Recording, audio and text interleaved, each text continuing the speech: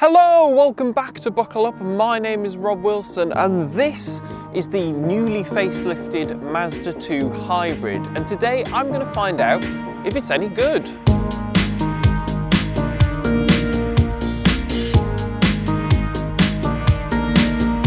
Right, let's start at the front as we usually do, and here are where the most amount of changes have happened on the facelift for this new Mazda 2 Hybrid. You can see they've now brought in their own grille design, which is completely distinctive of the Yaris, of which this car is based, but we do still have many Yaris hallmarks such as the lights, bonnet, basically the rest of the car, but we'll have more of a look at that in a second. You've got these faux grills on either side of the car. They're not actually doing anything, and then you've got this little matte black faux splitter thing going on here, which is maybe trying to make it a little bit sporty than it actually is because of the kind of car. This is a hybrid super mini. It's not going to be setting new lap time records at the Nürburgring, but let's go and have a look at the side and see if they've made any changes there. Here at the side is where you can clearly see the shell of a Toyota Yaris. There's no getting away from that fact. This bit is basically unchanged. You do have some Mazda alloy wheel designs. These ones are 16 inches. You can option nicer wheels, some diamond cut ones of larger sizes, but those are on higher spec cars. This is an exclusive line car, so that's second from bottom. There's some Homora stuff if you go further up the food chain, but you get these black mirror caps. But again, this is Yaris, very Yaris, much Yarisness happening here. So I think what we'll do is we'll go and look at the back and see if there's more changes going on there. Here at the back, it still looks like a Toyota Yaris, but the difference on the Mazda is this section here is not blacked out to make it look like a light bar. They've just incorporated the body colour on here basically. So it is very slightly different to the Yaris, but basically it's still the same. You've got the Mazda 2 badging here, obviously your Mazda badge, and then hybrid to denote the powertrain. But I'll open up the boot now because we've got in here 286 litres with the seats in place. I can fold down these rear seats in a 60-40 split, and then I've got 935 litres of space. But when I do that, there is a little bit of a hump in the floor, so if you're wanting to push longer items all the way to the backs of the front seats, then you are going to have to negotiate that when you're sliding stuff along.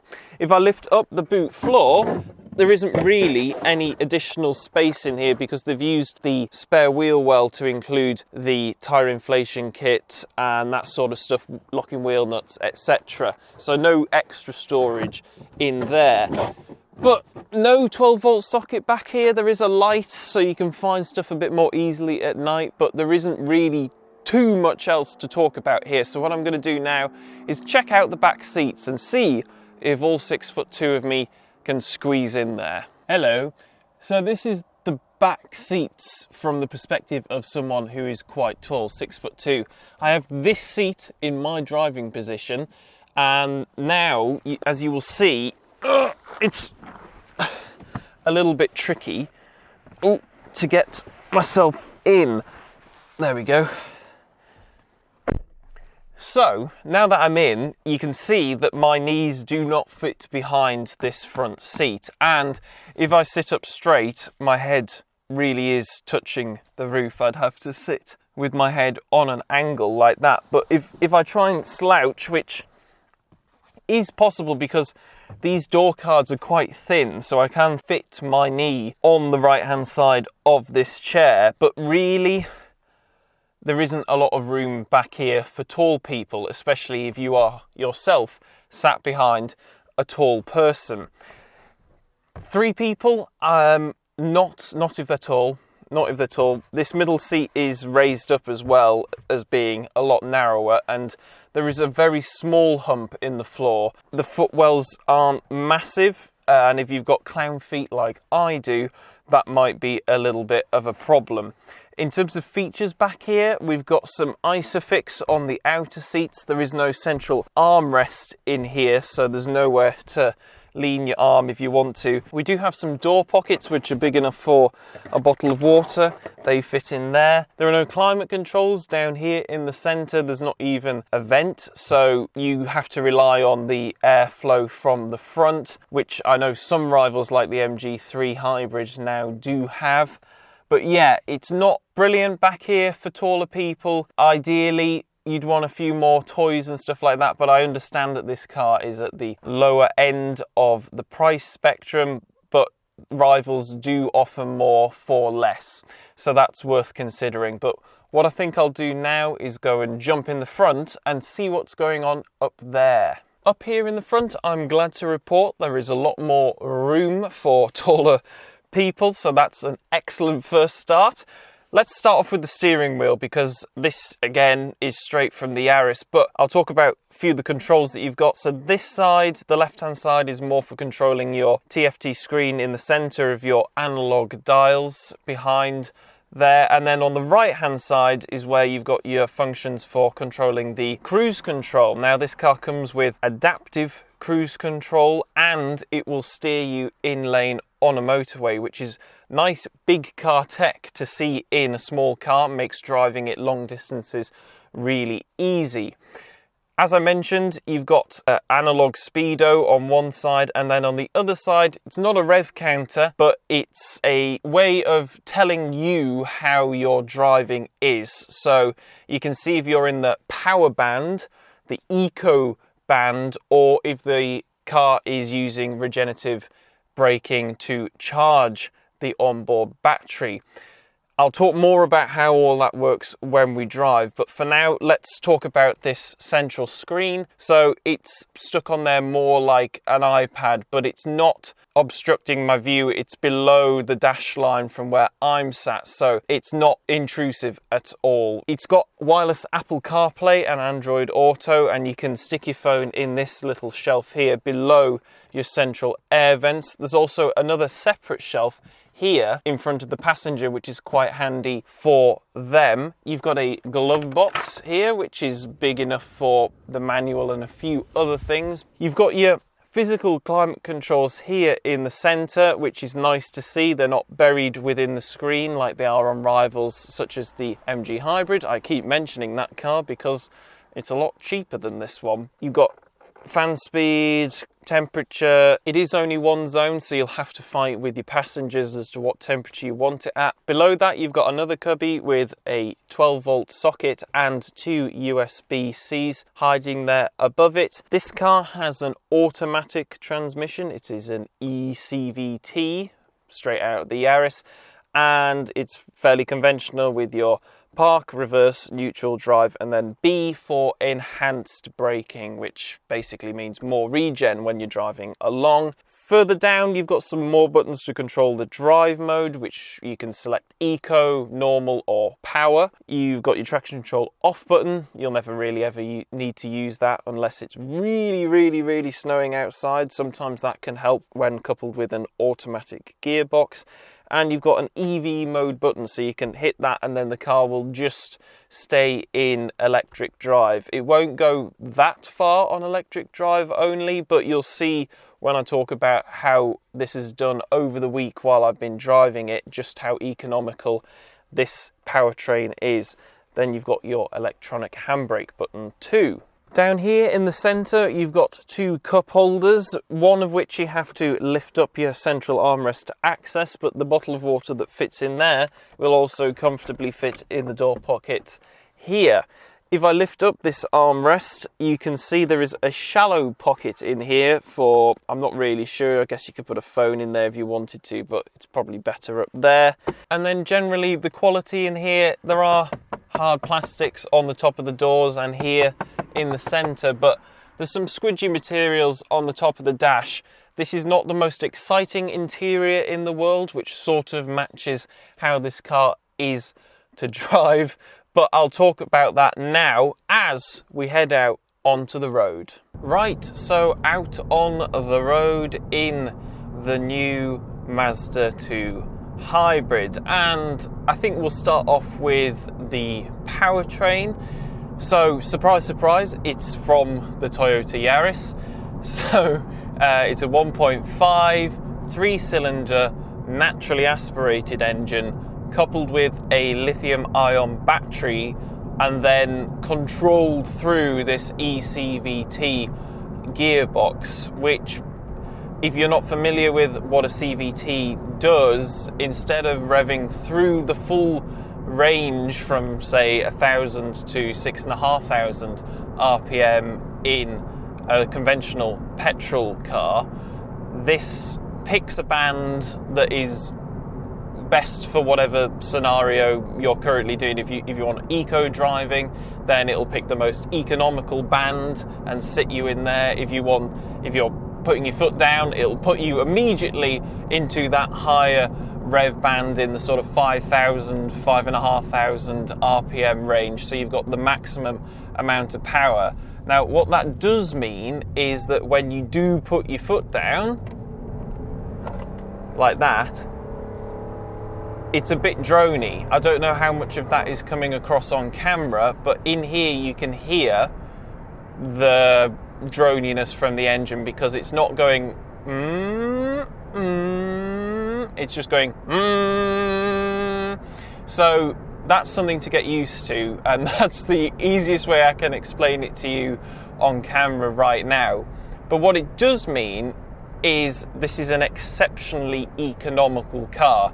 WLTP rating for this car is 70 miles to the gallon, and I have to say I've done about 1,000 miles in this car this week, and it hasn't done less than 70 miles to the gallon.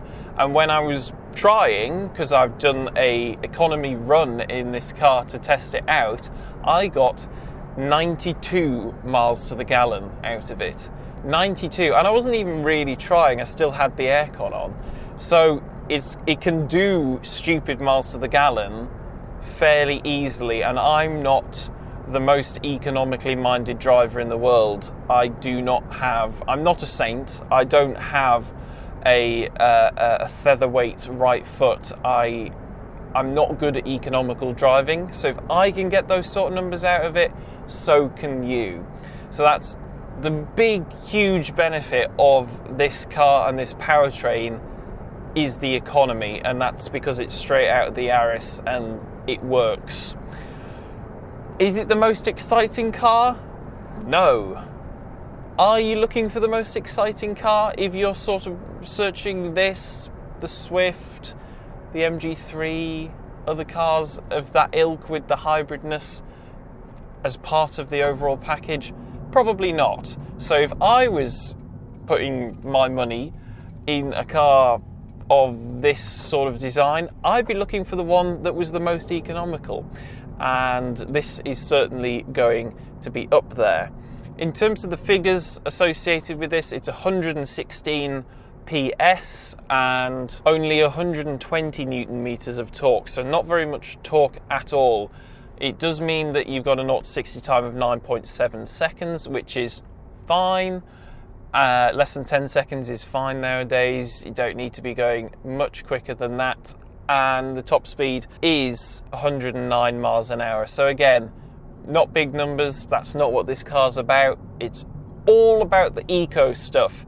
And I can tell you that on my dashboard right now, you can tell when this car is going into EV only mode, because I've got a little display and it tells me when that's happening. You can hear when the engine kicks in, but you can't necessarily feel it. There's no noticeable jump or bump or delay in the power delivery.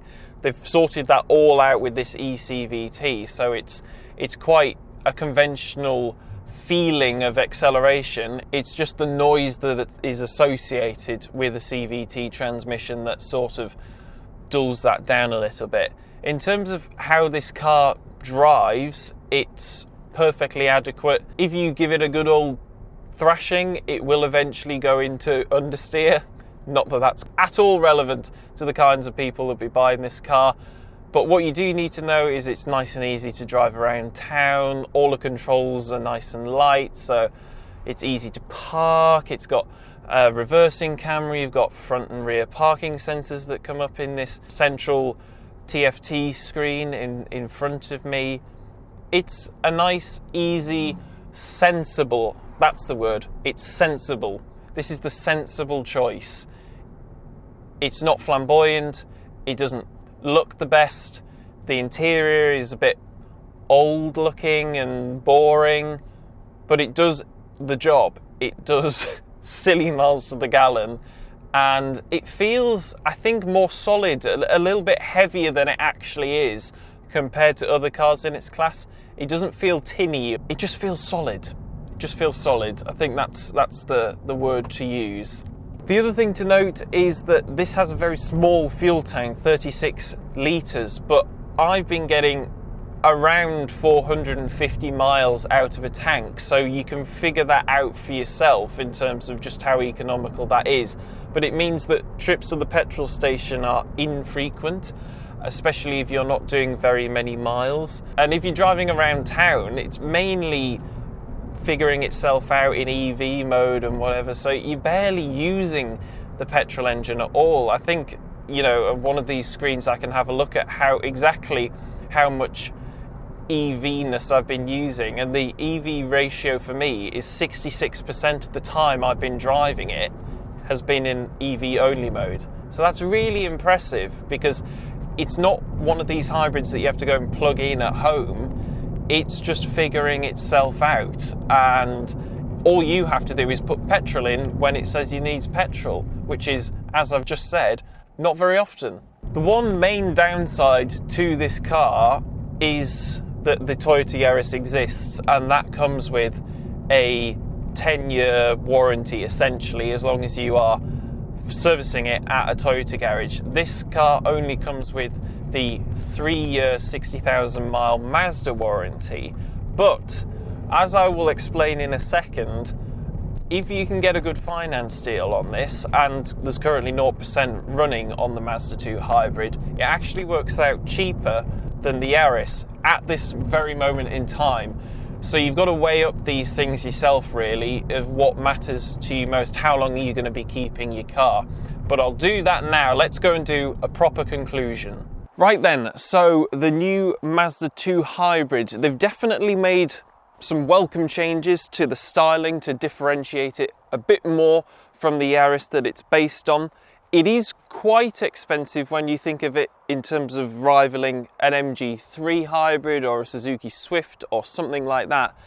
But because of the 0% finance that is currently available on the Mazda 2 hybrid, it actually makes maybe a little bit more sense to go for this over its Yaris brother slash sister. So if there are good enough finance deals on it at the time you're looking for your car, this could be a good alternative to the Yaris. Obviously the Yaris has got that benefit of the 10-year warranty, this doesn't, but you've got to work out the maths for yourself on that one. So thank you very much for watching. If you've enjoyed the video, make sure to give it a like. Please comment down below and let me know your thoughts on the Mazda 2 hybrid. What do you think about the car? But most importantly, please do subscribe to the channel and hit the notification bell so you never miss an upload. While you're down there, you can find all the links to our social media pages, so please go and follow us on there as well. If you want to support what we do, we have merch also linked down below, or you can become a channel member and then you get exclusive behind the scenes extra videos such as a full-length podcast. So if you want to listen to that, check those out as well. But thank you again for watching, and I will see you next time. Goodbye.